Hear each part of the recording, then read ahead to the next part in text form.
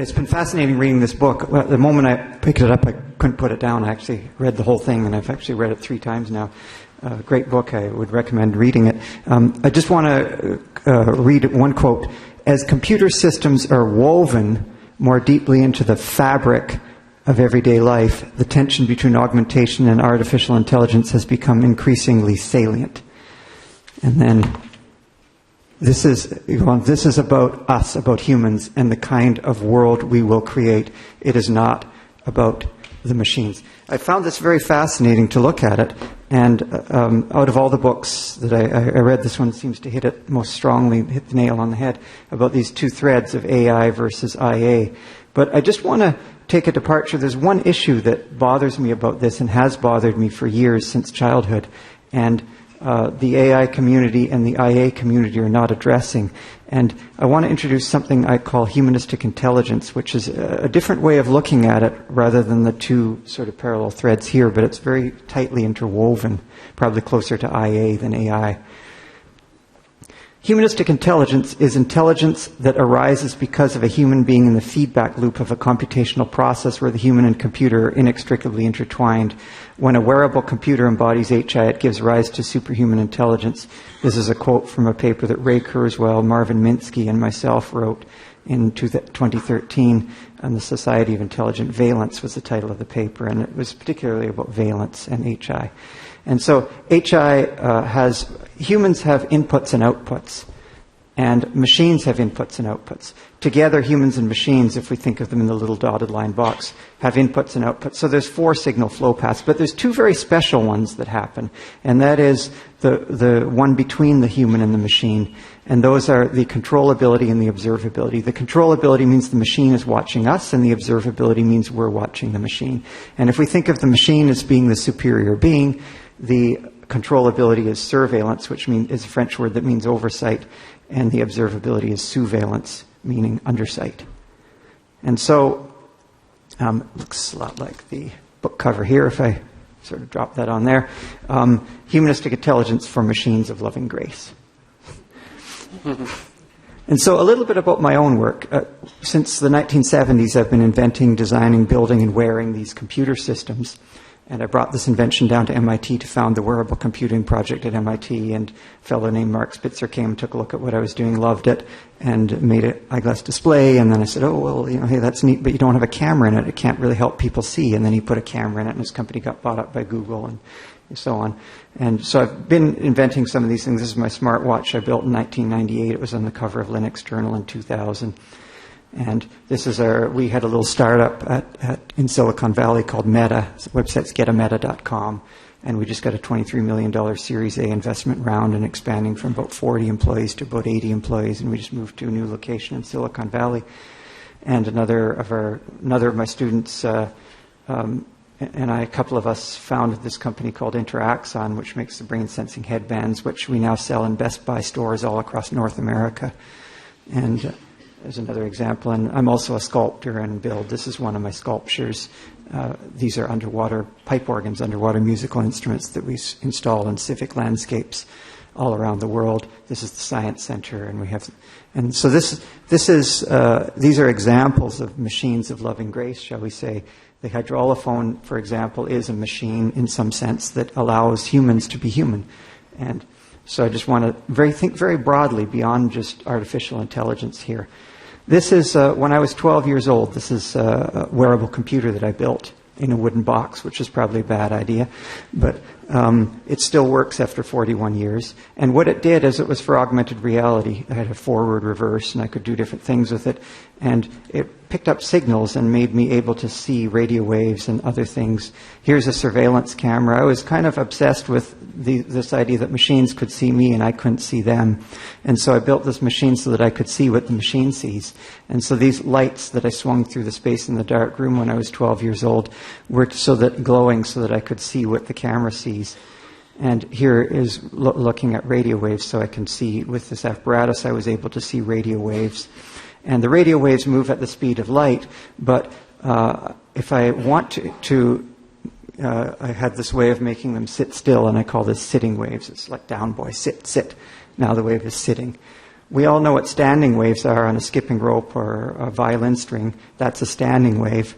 And here's a standing wave next to a sitting wave. A standing wave is a superposition of waves traveling in opposite directions added together. A sitting wave is the product of waves traveling in the same direction. A sitting wave is a term I made up for this phenomenon that I kind of implemented. And so here's the apparatus at the National Gallery. 35 lights hooked up to the wearable computer, and it had a Polaroid camera so I could visualize radio waves instantly. After 41 years, it still works. This is with LEDs, and we can still see it. And so I made all these kind of smart watches and everything. And see if my machine's still... There it is. And if I take up my cell phone here and go like this, can everybody see the radio wave? So we can see all these waves that we're being irradiated with.